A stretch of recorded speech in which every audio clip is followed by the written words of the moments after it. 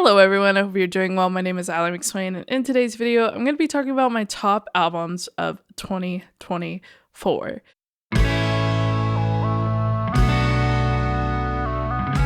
So before we begin the video, I kind of wanted to talk about my favorite albums of the past 2 years, just because my last video was about my favorite albums in 2021, and I haven't really covered any of the albums that I've listened to in the past 2 years, and they are songs that I listen to now on a day-to-day basis. So I just wanted to kind of share that just because there's been so many things that have come out the past 2-3 years that have just been really good and really well produced.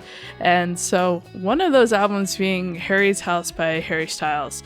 This is a pop album, but it has some really cool influences on it. I just remember listening to Music for a Sushi Restaurant and being blown away because there are a lot of like chopped up samples that are going from ear to ear, and the harmonies are just like butter, and I really love that album. I like how it comes out strong and it's like dancey, and then it's also got some really melodic songs that are very heartfelt, and I really enjoyed that album, and it's really worth mentioning. Another album that has been on rotation still since 2020 is like Shore, and the only reason I brought it up again was because Shore live at Boston Harbor, a next level kind of project, which is really cool. And I've seen the Shore tour twice, once in New York and then once in Kansas City, and it's just such a good album. The reason why I'm still talking about it is I think it might just be a lifelong favorite album of mine. I've covered this album before in multiple videos, so I'm not going to talk too much about it.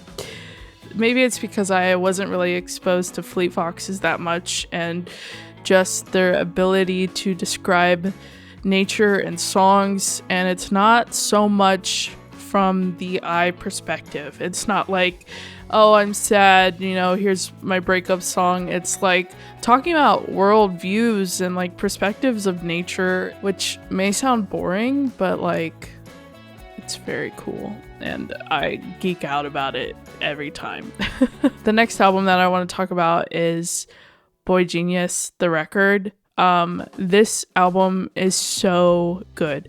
Like, I think 3 superstars just came together, put their minds together, and created something beautiful. Like, the more minds you get into a project, I think sometimes the harder you can like create something that is continuous and that flows very well. But I just think, Phoebe, Lucy, and Julian being friends, and having such different work styles but yet very similar work styles was just such a bonus for this. Such a great piece of work, and I highly encourage people to go check it out. The next album, which is a pretty recent album, and you could probably put it in the 2024 category just because it had such a big influence on 2024, is The Rise and Fall of the Midwest Princess by Chappell Roan. That album, a really good album, and has just influenced so much in pop culture. I mean, just look at the Hot to Go dance, and just like seeing people not do it at her earlier shows to having all of festivals do it simultaneously. Incredible. It's just really good. And then Chappell Roan also following up that release with Good Luck Babe, which is also a very well produced song. Midnights by Taylor Swift, I think, is one of Taylor Swift's best albums. I think Taylor Swift does a really good job of like transitioning from era to era. That's kind of what she's known for. Midnights was like very synth poppy, and I really think that her and Jack executed this album well.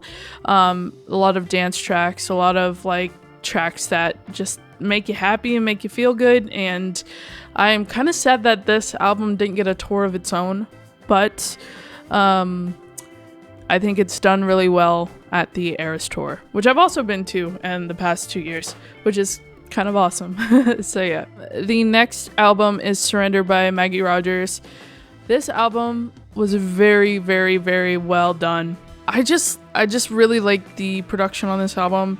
I like how Maggie was raw and honest in her lyrics. And, you know, Maggie tends to throw out little lyrics here and there that are kind of random when you first listen to it, but when you listen to it in the overall context of the song, it's well done and actually means so much. And I love when artists do that. It's like a lyric that's so out there that you kind of have to think about it, and then you're like, oh, that makes sense.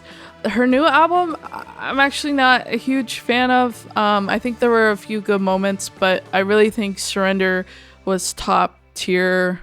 And I honestly think Surrender is up there with her first release. Now we get into my top albums of 2024.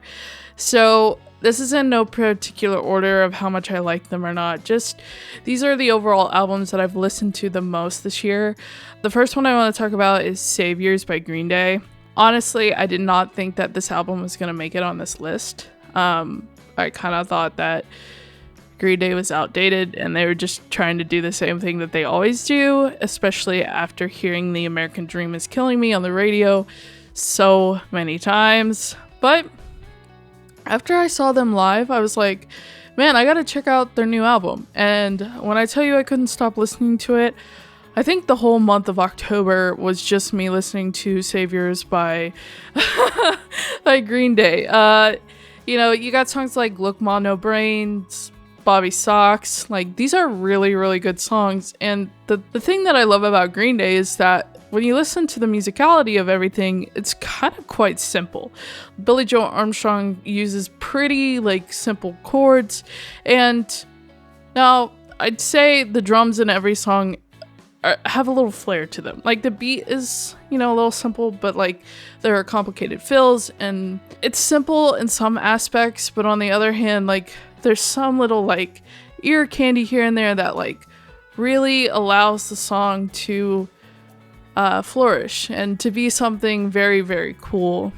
The next album that I'm going to talk about, which didn't really do well on the America charts, but is doing pretty well in the UK and Ireland, is Orla Gartland's Everyone Needs a Hero. This album is really good. And I don't understand why people in the US sleep on Orla Gartland, because she's very crazy talented. The drumming on this album is just remarkable. And also, like, the vocal effects that are used throughout the album are very, very cool as well. I also admire her lyric writing, and I just really think that more people should give this album a listen. Very cool. Also, very cool pressings of the vinyl. Should go check them out. Next is Bright Future by Adrian Lenker.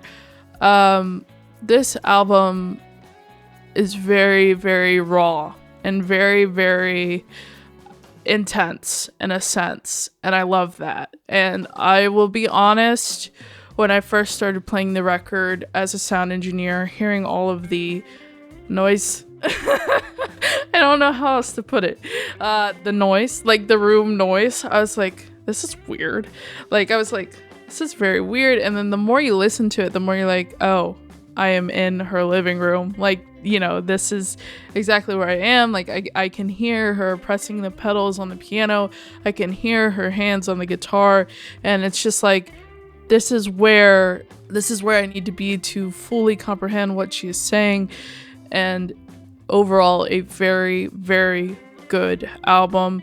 Her vocals to me are, I have a hate-love relationship, because it does really encompass, you know, the intimacy that she's trying to portray, but also the tone of her voice is just not something that I would particularly love if it wasn't for the lyrics and the overall rawness of her music. Also, like, I'm just gonna put this in here, she needs to release Incomprehensible with Big Thief, because all I have is a YouTube recording of it and I need it on Spotify. Next, I'm gonna talk about Kendrick Lamar's releases this year. We got GNX, and then we have They Not Like Us. Both are just so good.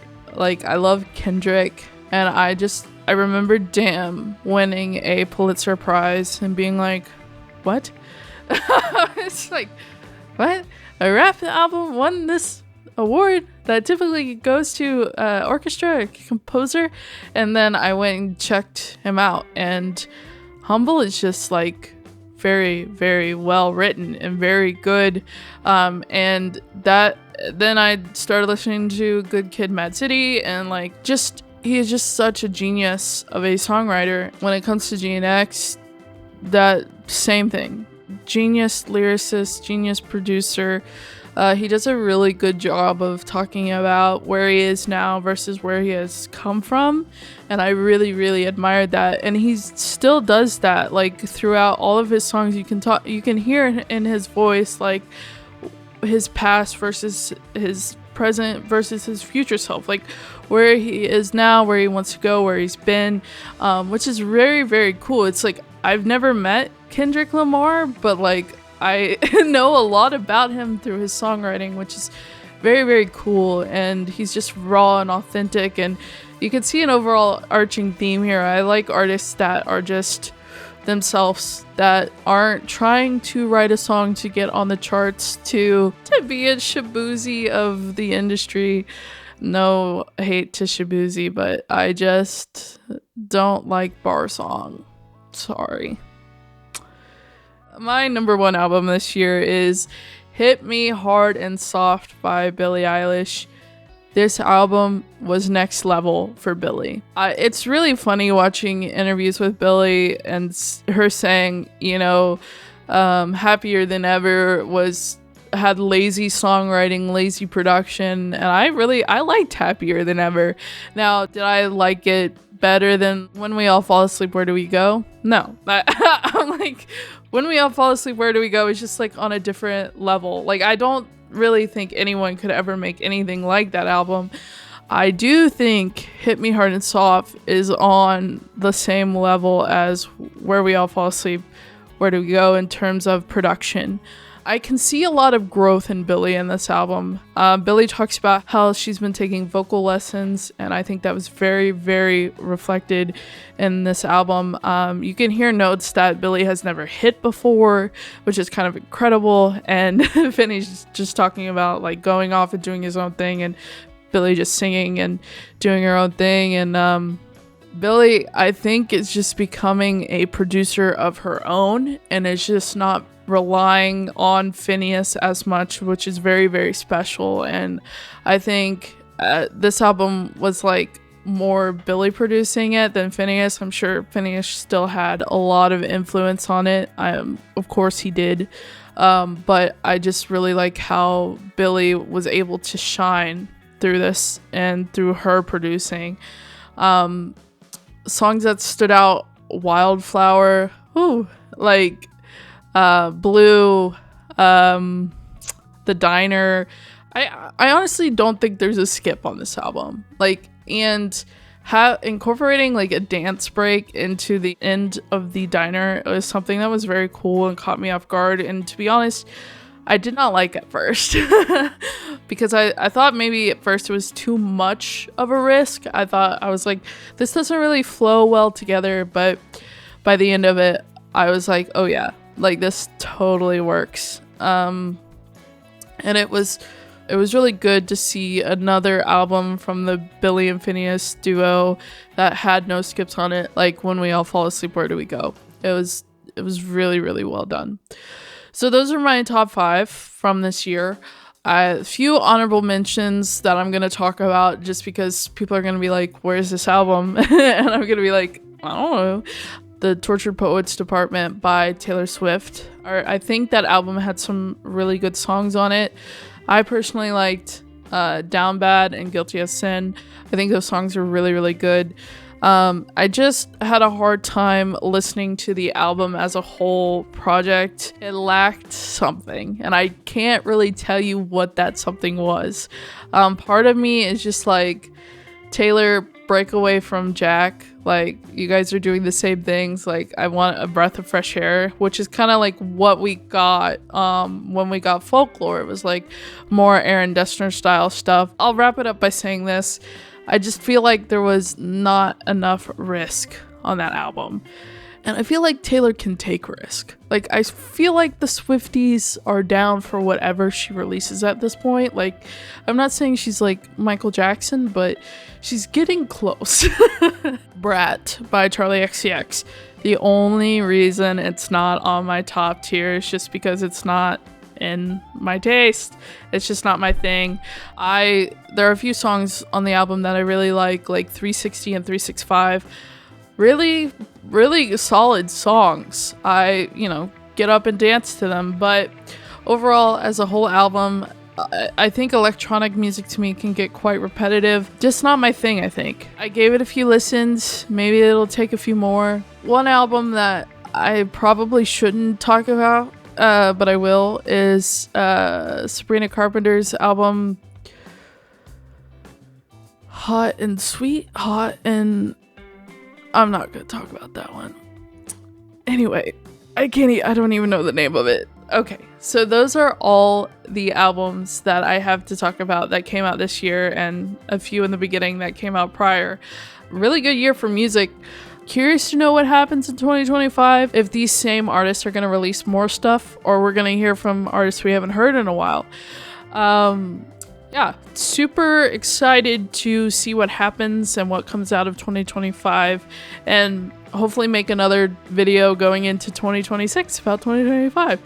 I hope you guys enjoyed today's video. If you are interested in working with me through mixing, producing, or mastering, please let me know.